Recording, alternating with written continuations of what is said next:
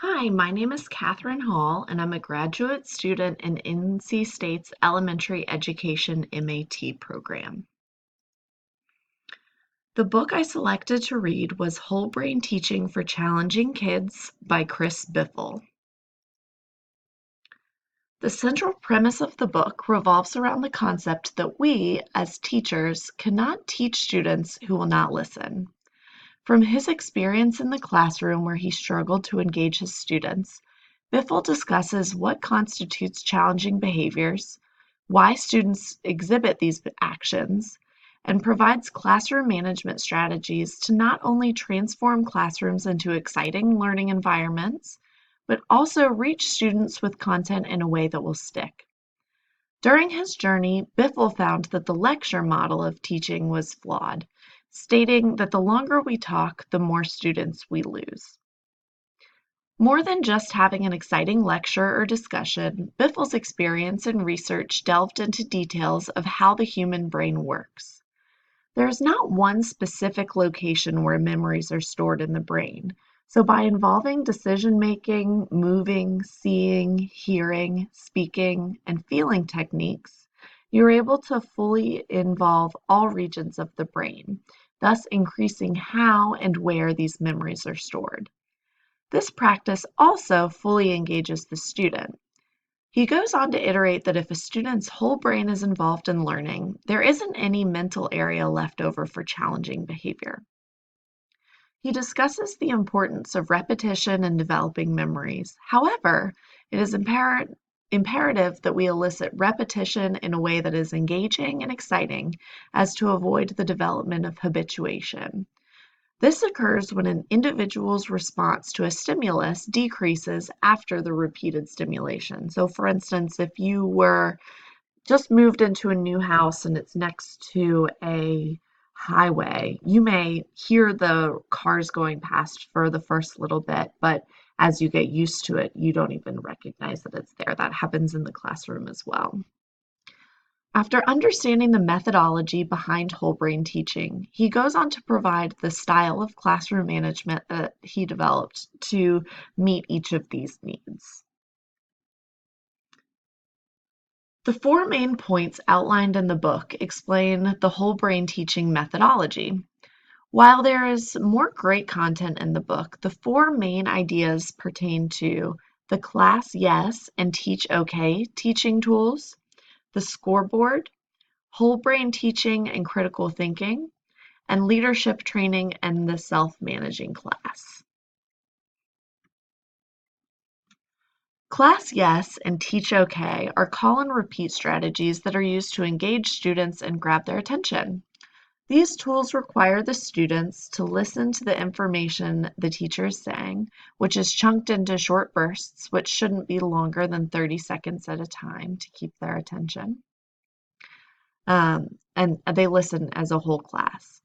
From there, they repeat it back to the teacher, and then once all of the information is covered, they turn to a peer and teach it to them. By using all of these strategies at once, the prefrontal cortex is engaged, which is the first step in building lasting memories. So an example of this would be the teacher speaking to the class and saying, "Class," to which the class responds, "Yes." The teacher would say the content that they were trying to impart, which in this case would be something like whole brain teaching is a classroom management style that is exciting and engaging, to which the students would repeat back, and it's important that they say it in the same tone and style that the teacher says to them. And after they repeat it back to the teacher, they would say teach, the students would say okay, and then turn to the person next to them and repeat, whole brain teaching is a classroom management style that is exciting and engaging. So here they've heard it, they've said it, and they've taught it. The scoreboard is a tool that is used as a classroom-wide management style where positive and negative behavior is tracked and set rewards and punishments are outlined for each. The teacher may draw a smiley face and a frowny face on the board, and for each positive behavior that the class does, they'll put a tally mark under the smiley. Or for undesired behaviors that the class does, they'll put a tally mark under the frowny face. For this tool, it's important to not let the negative points exceed the positive points by more than 3 points. The aim is to make the students competitive, not discouraged. Additionally, if a student is portraying an undesired behavior, this tool can be used to encourage positive behavior. An example is if you see a student misbehaving, rather than putting a tally under the frowny face, you could recognize a group that is on task and put a mark under the smiley face. This is reinforcing the positive behavior and gives students something to work towards. It's visual, they can see it right in front of them. It gives them something exciting to work towards, and it seems like they enjoy it.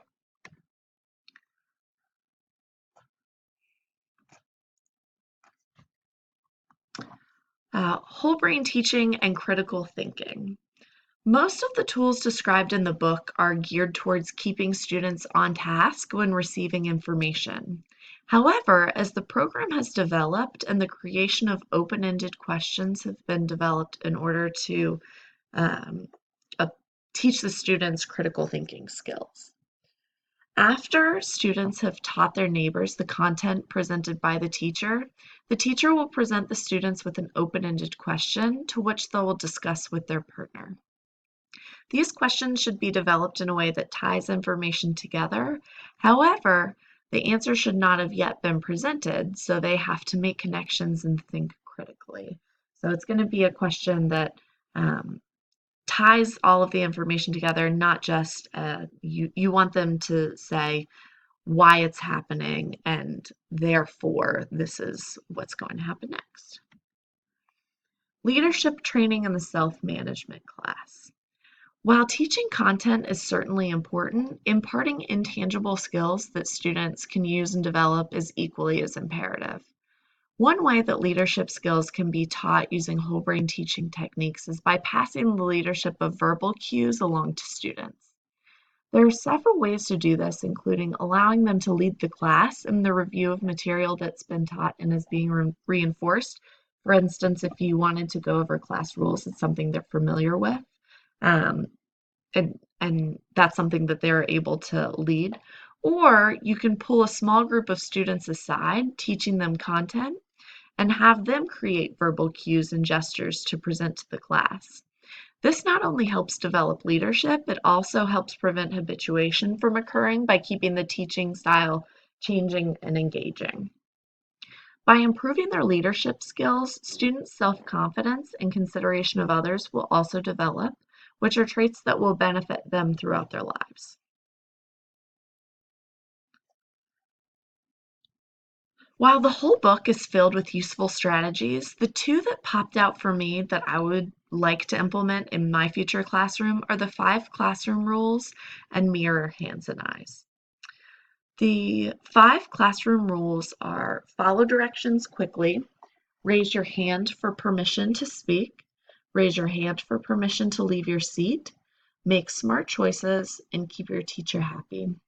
By using these 5 rules in the classroom, the precedent is set that there is no time for distractions during transitions or delays when responding, which can slowly add up over time. That could be 5 or 10 seconds here, which in the grand scheme of things, not that much in one class period, but that's useful time that you're wasting over the whole school year. As well as the idea that the teacher is ultimately the leader of the classroom. Mirror hands and eyes is a strategy to be used in order to further engage students. While the Class Yes and Teach OK tools are a great way to keep students involved, this tool adds in hand motions, which engages an additional portion of the brain, ultimately aiding in the recollection of learned information and reducing disruptive behavior. If they are actively engaged in the activity, they do not have time to commit their thoughts to anything else. So for instance, with this, you may have anytime you say, and you do wiggle your fingers, or anytime you're going through the 5th rule of keep your teacher happy, you highlight your smile on your face. It's just something to really, get them engaged physically. Finally, a quote that struck me as significant is, You have to build a bridge to your most rebellious student before you can walk across it.